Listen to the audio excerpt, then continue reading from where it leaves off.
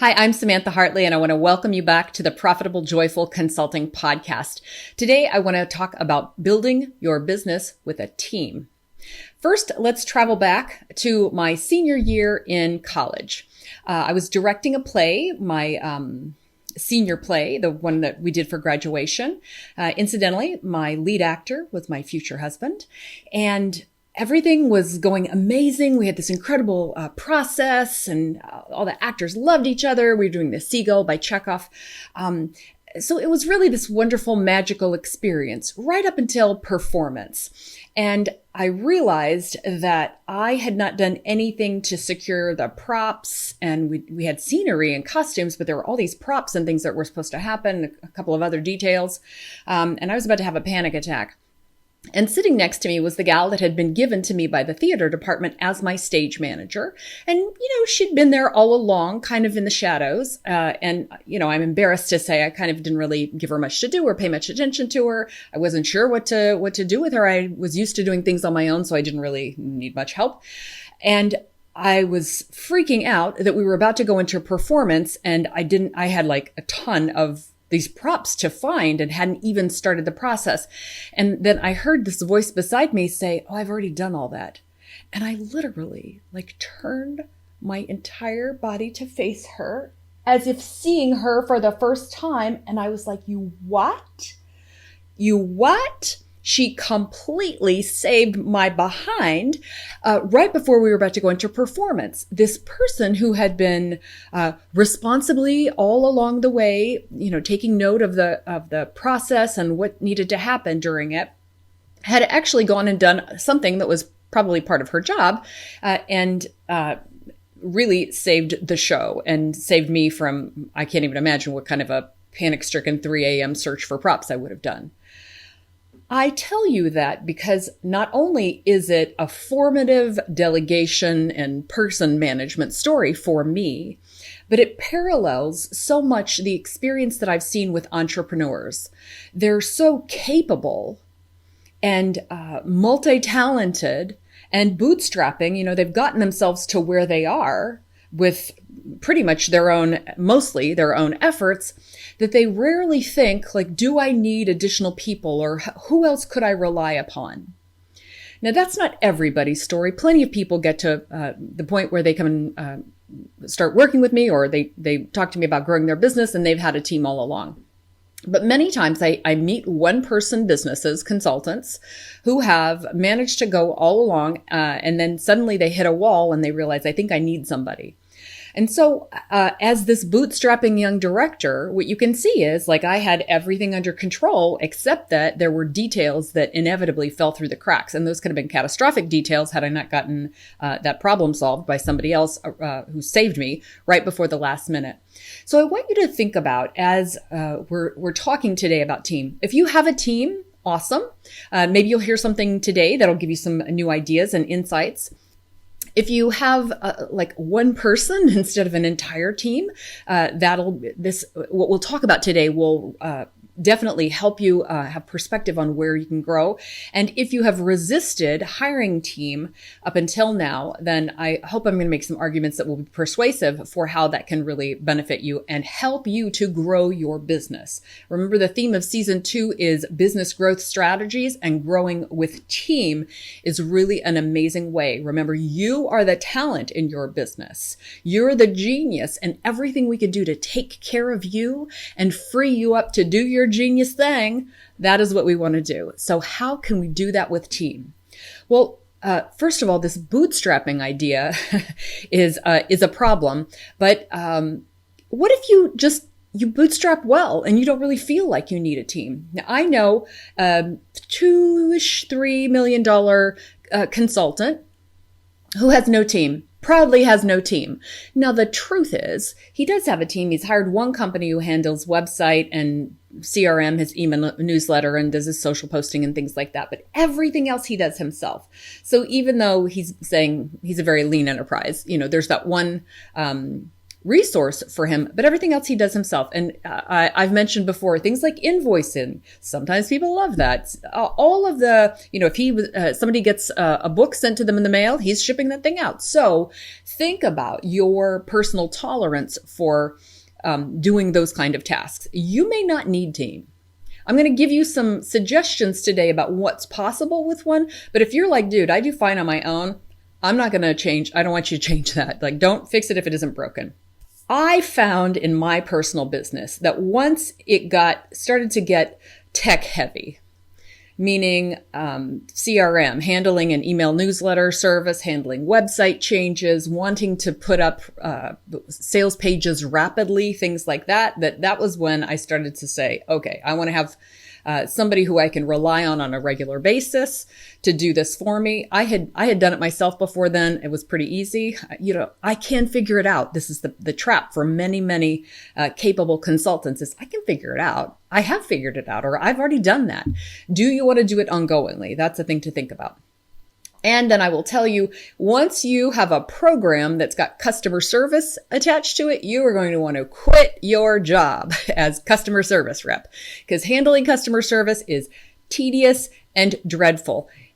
People have lost their passwords. They want a refund. They don't like a thing, all kinds of things like that. And most people who are rude in customer service emails would be gems in person. So customer service from both sides really tends to bring out our worst selves. So you're going to definitely want to have a customer service person to handle that kind of thing. If you, for example, develop an e-course, an e-product, ebook, anything that you're going to want to be selling online and you're going to have a lot of customers for, you're not going to want to handle that yourself, I believe.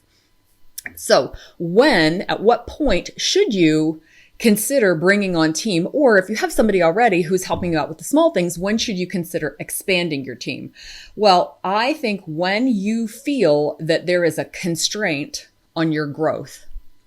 So you don't have enough hours, there's nowhere to put new clients, you're already doing as much as you can, or you find yourself doing too many heinous tasks.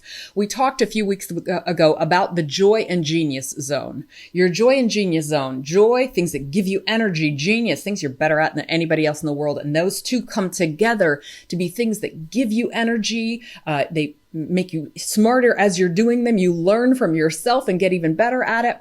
When you're doing too many things that are the opposite, either not your genius zone, like those tech things, and not a joy zone, like that customer service stuff, then that is a time to bring on somebody who says, I love doing that stuff and I could do it all day long. That's your person. And really, if you're in a situation of where there's just too much learning curve and you find yourself spending time learning how to do things that are not necessarily revenue generating, or they would be revenue generating, but you've got to have a genius who's doing the strategy. So for example, if you find yourself trying to manage all of your social media stuff and postings and website updates and things like that, and it's just a constant ongoing learning curve, instead of you just saying what those posts are or what those you want those images to be or something like that. There's got to be a balance between you doing your genius stuff and then learning new things. I love to be learning things in my business. I'll be honest. I'm always interested in software and things like that, but I'm learning it and then I'm giving it to somebody on my team to implement. Does that make sense? I don't need to know the entire ins and outs of Planoli. I need to know what it does and how it can help me, and then I can give it to someone on my team to use. The other thing is e-courses. Like, I'm sure you're a learning junkie like me. Like, I buy almost everybody's courses because I'm interested in learning everything. However, at a certain point, you got to stop purchasing the things to learn new stuff. And now what I do is I buy those things, and if I can delegate it to someone on my team who can implement. Why do I do that? Because I know I can't implement. I do not have time to be implementing all of these courses. I was going to name a few, but someone's LinkedIn implementation plan, or someone's social media plan, or someone's content marketing training. I learn the piece of that only I can do, which is the strategy piece and very much the content piece. And then I'm going to give that to somebody on my team who is going to tell me what they need from me so that they can implement that. That's how I want you to think of team. Think of how liberating and uplifting it is for you to have team who supports you in doing more of your genius work. Now, a crazy thing that happens when you get ready to hire a team is that you are going to get flooded with all of these amazing limiting beliefs or just general beliefs, like all of the beliefs you have about team. And they can be everything from, it feels awkward for someone to work for me and for me to pay them. I remember the first time I had a driver because I lived in a dangerous country. And they didn't want any of the foreigners to drive themselves around because that was a liability for the company that I worked for. So I had a driver and I was like, okay, cool, weird, because I sat in the back seat, the whole thing. So it brings up kind of our hierarchical ideas about that. What I decided was, we're all equal. Everybody in this car has a job. My driver was a cool guy. I was fine in the back seat and we did our thing. It helped me to be more productive. It helped me not have to deal with traffic on the way to work. And I was a better version of myself for having a driver.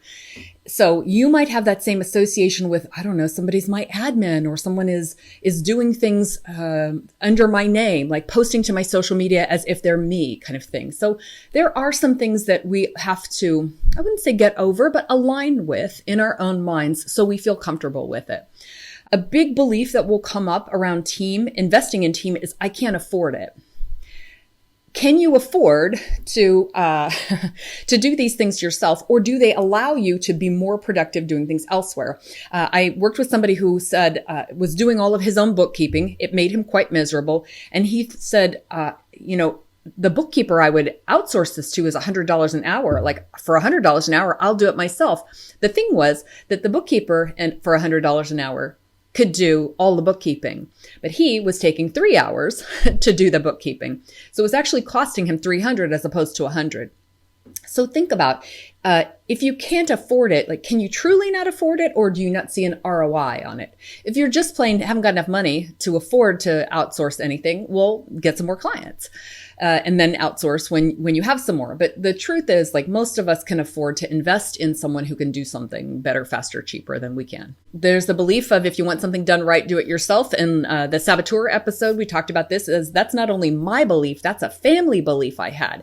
And the way that I was able to shatter that belief was I was looking at who I wanted to hire, and I thought, who are good examples in my past, in my life, of someone who has done something better than I could have done it myself. And I came up with a few examples, and the gal who was the stage manager for my year in college was one of the starring ones. Like, her role in my life, which I think is amazing, our soul contract between her and me was that she was able to show me, hey, you're going to need someone to support you. You're going to need to trust someone in the future to support you. You're going to rely on them, and they're going to not let you down. They're going to take care of you. So she was a huge part in shattering a long family belief that, you can't really rely on anybody. You shouldn't rely on anybody. You should just basically look after yourself. You could do it yourself. So that was a really helpful new formation of a belief for me by working with her. And, nobody's better. I can really do everything better than everybody else. I think we all know that that is a protective belief that we hold, which isn't true, and it will keep the business small. So I want you to look at how those limiting beliefs might be sabotaging you from growing your business. Like, if you were freed up, one of the people I hired one time, this was before I had Gmail filters and things like that. So I was able eventually with technology to do this myself, but I hired her to handle my email. And one of the first things that happened was like 5 hours of a week. 5 hours in a week freed up. I was like, what an insanely profitable investment in someone. She took 5 hours a week that I was wasting processing email right away several years ago. And I was just, again, eye-opening how profitable a team member can be. So some of the things that I've heard from people who hired team and then were disappointed is, one of the first things is like, it wasn't worth it. It's too expensive. There's no ROI. And I had that experience in the beginning when I tried to hire people. And what I would say is, if you are looking at the end of the month, you feel like you've paid all this money and you've gotten this and it wasn't really worth it, I feel like you're probably not leveraging them to do something that has good ROI. So you're not using them right. So the first thing needs to be, they need to be taking things off your plate that you are now not doing, and can therefore use that time for revenue generating activities, or for time off, for goodness sake, because taking care of yourself is a very high return, good investment. The other thing is, you might not know what they need to be doing, and they might not know what they need to be doing, and whatever it is isn't actually vital or profitable. So that usually comes down to not really having them do things that needed to be done in the business. And you can either let them go and start over, or you can sit down and say, not like hypothetically, but literally, what are the things that I'm doing that I don't want to be doing, that somebody else needs to do, because these things need to be done, so that you can feel the effect of those tasks going off of your calendar. Like the email processing went off of my calendar, freeing up 5 hours a week. So either figure out what those tasks are that are costing you time, or figure out, these are the revenue generating activities I would be doing, like outreach on social media, connecting with past contacts, keeping in touch with your email list, for example. Can that person be doing those things or helping you to do those things, so that you do see a return on them? When I pay team, it's the happiest money I spend every single month. I'm delighted every time I pay people individually through Venmo or PayPal, or however, the bank cutting a check, however I'm paying them. I'm seeing each one of those, because I always pay my own people and sign my own checks. It's a great way to keep up on top of your business expenses and also avoid embezzlement.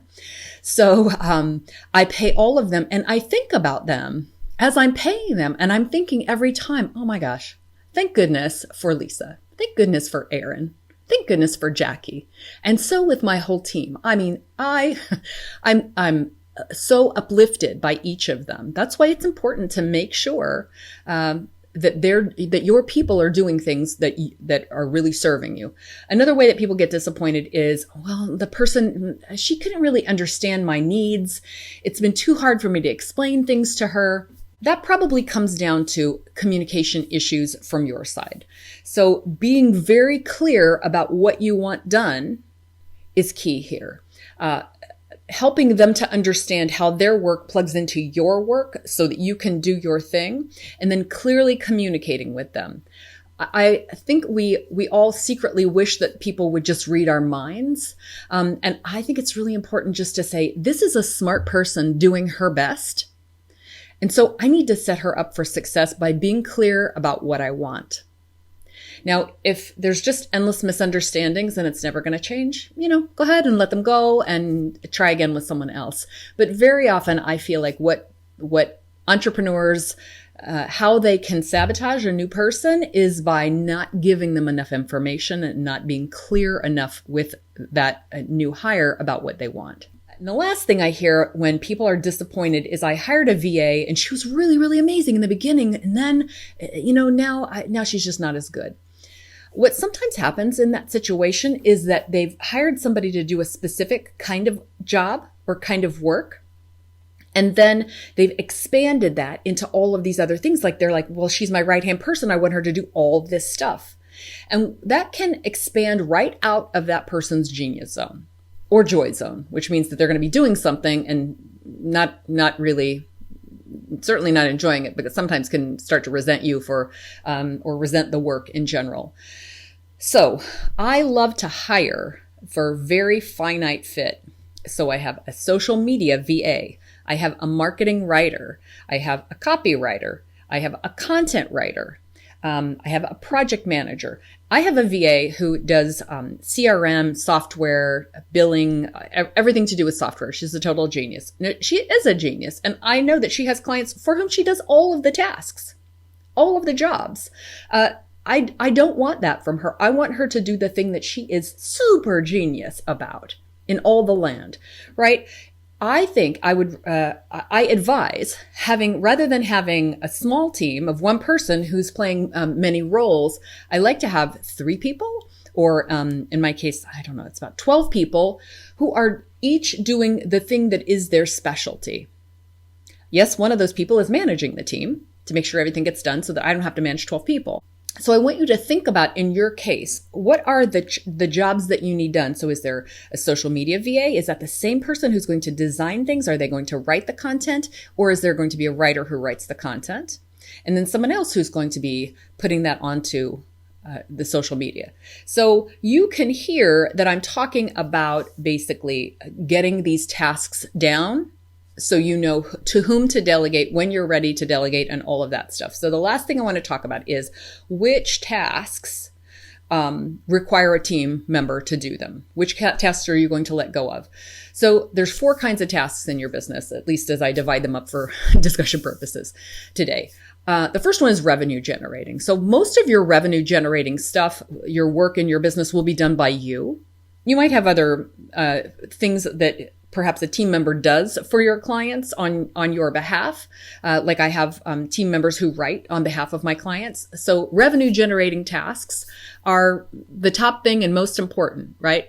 A lot of times you're going to keep most of that yourself because that's going to be your genius work. The second kind of tasks are going to be joyful tasks, things that you love doing. I will be honest, I have no business playing around in Canva, and I love playing around in Canva. So it makes me happy. So I don't do primarily all of my own social media graphics, but from time to time, as a little reward for myself, I will go and play around in Canva just because I can. Those are 2 kinds that you might choose to keep.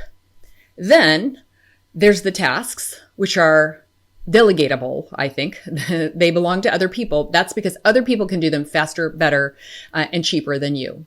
And this is going to be everything from bookkeeping to potentially invoicing, handling your CRM software, your email software, putting stuff up on your website, dealing with ClickFunnels. Listen, if you want to get in there and do that, knock yourself out. But when you start to hate your life and want to quit because you've worn yourself out doing software stuff, then that's a good time to say, I know there's somebody else who could be doing this who isn't me.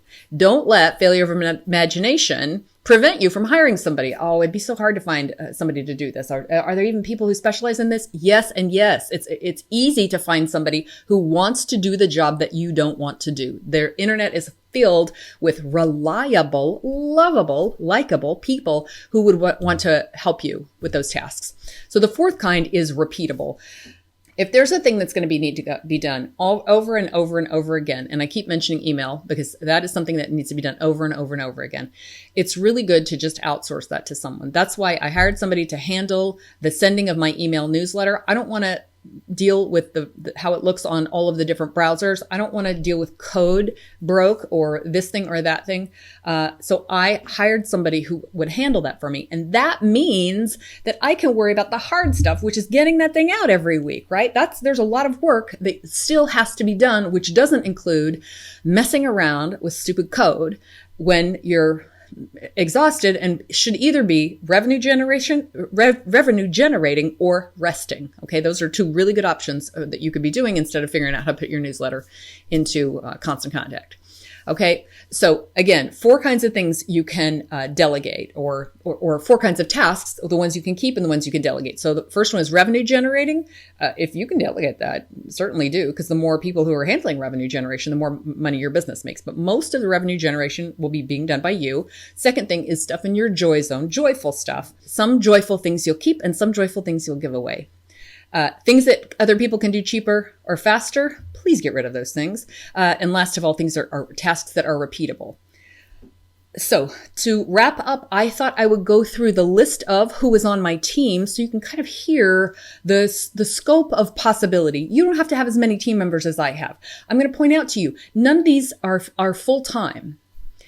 This is not legal advice, but I don't advise you to hire anyone full-time. I will tell you that a lot of times what especially women consultants do is they hire people full time, and then they have to worry about making payroll for that person when they themselves are not really getting paid as much as they could or should be. When you can have all of this remote team. In a future episode, I'm going to talk about hiring more deeply, about managing team, and especially managing remote team, because my entire team is remote. You can do this too. They're reliable, punctual, they get stuff done, all of the good things. So my team consists of, in no particular order, a project manager, 2 marketing managers who also do writing, specific marketing writing, a copywriter, a video editor, 2 tech people. I'm a believer in bench depth or bench strength. So basically having somebody on the team and then a backup who can do their job in case something happens to them or in case they ever want to take a vacation. Guess what? Sometimes there are holidays and people want to go away for a week for the summer, and you need to have a backup for that person. Otherwise, the backup's going to be you. I don't want to learn those jobs. So I have a social media VA. I have that amazing CRM billing software VA I told you about. I have a mentor. That's a person on my team who supports me to be my best. I have bookkeepers and a tax guy that I adore and a financial planner. And I have a podcast team because I wouldn't get this podcast out if I didn't have them. It would have never, ever happened. They can talk to you about how I drug my feet, even getting going. And I have a brand designer who I'm working with right now. So that's what's possible. Your team may look completely different, and who you need and want to bring on may be completely different. But I think I'm so ecstatic when I'm working with my team. Like, I adore them so much. It's among the funnest things that I ever do, which is interact with my team. And so if you think of a team as a heavy thing, I just want you to potentially bring forward a memory of when someone surprised you by saving your booty, or by just lifting you up, being reliable and dependent. If you can call to mind examples of people who helped you out when you were in need, or people who were on your team and you really benefited from them, then I think you can transform any beliefs you have. And even if you have a terrific team now, constantly building new beliefs about, like, I can rely on people. My team is amazing. My team make me a better version of myself. Those are the beliefs that I want you to nurture and cultivate in yourself. And if you do so, I know you'll be a more profitable and joyful business owner. Listen, before I go, I have a really cool download for you, which is all the tasks that you can delegate. It's a worksheet that you can use to figure out what you should delegate in your business. So you can find it in the show notes. Just take a look there and go and download that. I hope that's a good resource for you. I want to give you as many resources as I can because I want you to be profitable and joyful. Take care. Thanks for watching. Please like this video, subscribe to the channel, and click the bell to get video updates. Thanks.